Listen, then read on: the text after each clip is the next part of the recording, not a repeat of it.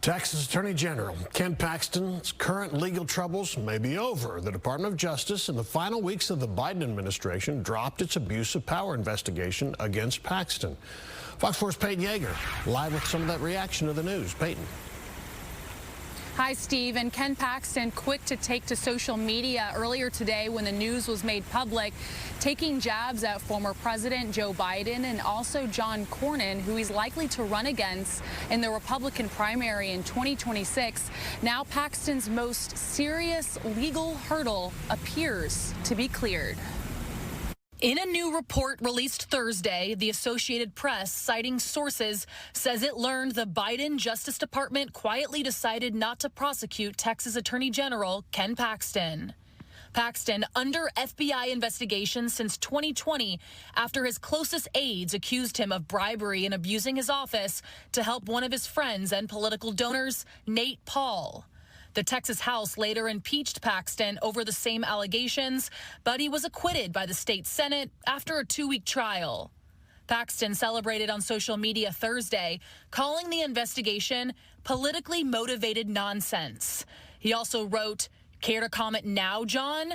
The 3-term Texas Attorney General is preparing to challenge U.S. Senator John Cornyn for the upcoming Senate race, according to the New York Times. Surprised they didn't tell us, because that would obviously ended in December. You could have told us, pal. It's tax time.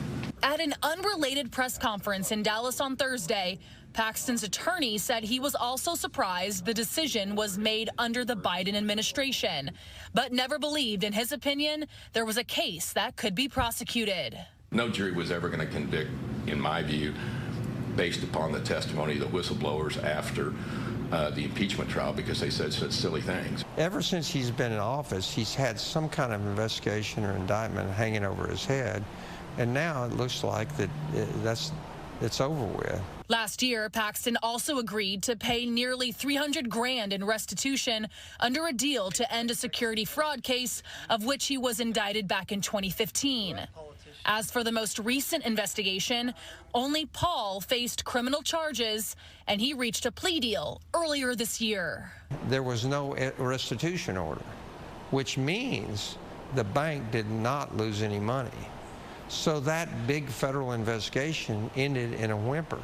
And it was done at the end of the Biden administration. So it's very interesting, the timing.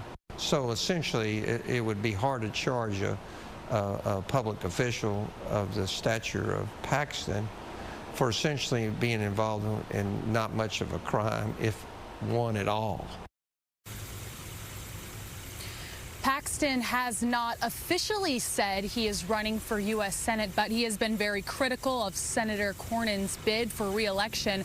We also spoke with Senator Cornyn, who says he only comments on candidates who are in the race.